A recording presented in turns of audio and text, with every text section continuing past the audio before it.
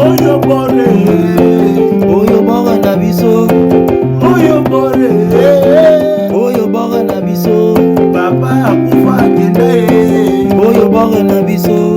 Ancien oyo komeka oyo bore na biso. Okuzwa mbata oyo bore na biso. Okomake yo kutu oyo bore na biso. Oyo bore na biso. Diacre oyo komeka oyo bore na biso. Église na biso oyo bore na biso. Mbongo mabota na biso oyo bore na biso. Oyo bore na biso. Église a papa kenda oyo bore na biso. Pasteur associé koyate kata musique kata obo na biso kata. En fait, raison on a fallu Sibino Awa étant qui est ancien Yalingomba, l'église au papa la bino Zalaki pasteur. On a eu à travailler beaucoup avec lui. Donc Yango Naolobakaka, il a combattu un bon combat et il a achevé sa course. On a bino bana na ebotikali, étant qui est ancien, to solo la ki na ba diacre, na ba ndekonanga mususu ya Lingomba, to Jacques Bon.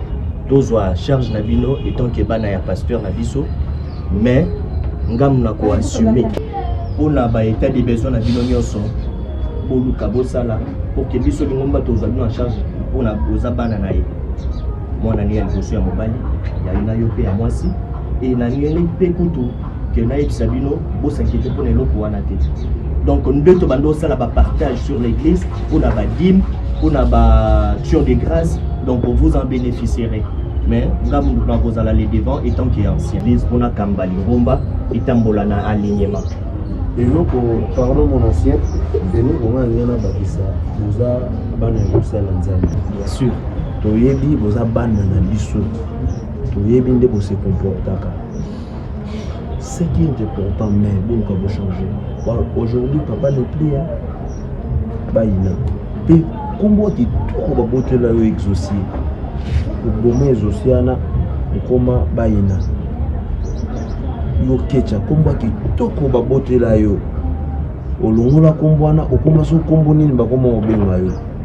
Donc, biso tozana pona bino, toko soutenir bino, toko zana vraiment ensemble. On dit que ceux qui ont maloba. Hege achien. Hege na diacre. Hege mochi to fandia. Hege biso to anga sucia. Hege papa. Hege wa kufi papa na biso.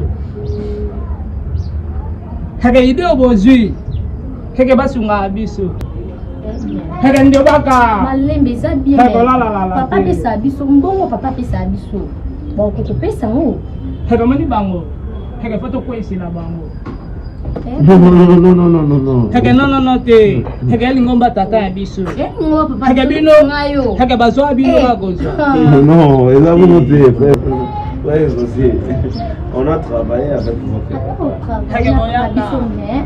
Oh papa ba leko sela biso ba mbongo ndeti ngayo no. Bobi ke na Milana ngakuma kasi. Il faut que ça ait simba. Ça va. Il y a un problème, on va assumer tout soit charge. Ça a un problème en fait. Hege Alexander dimanche. Hege komate, hege dimanche. Hege simba. Car on dit papa bilo tamazala qui en ville. Bon Rwanda qui kozwa. Hege pona. Hege abaki tesila.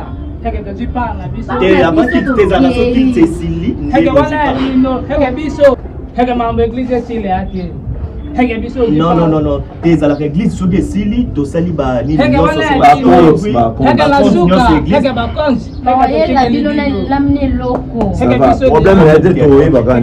on va trouver une solution pour la bango donc au bangate. Papa, soki na yawa penya. Na yawa po trop c'est trop. Moto asali roko na yi. Asali makambo na ya bandi nango na mpasi.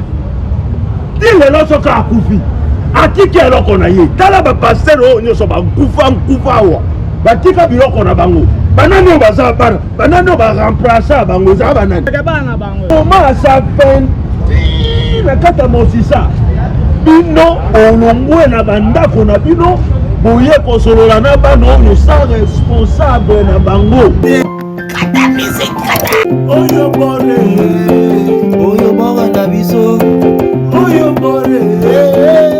bore na biso papa akufa akenda oyo bore na biso ancien oyo okomeka oyo bore na biso kata musique kata obo na biso kata